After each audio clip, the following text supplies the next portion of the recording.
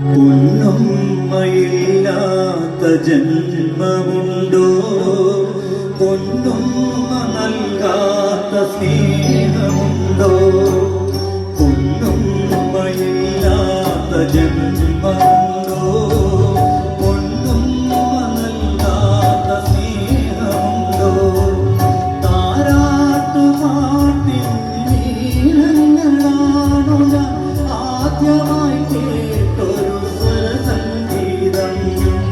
രാരീരം മൂളിയ ഹൃദയാന്തരങ്ങളിൽ ഉമ്മ പകർന്നതാണാദ്യാക്ഷരം.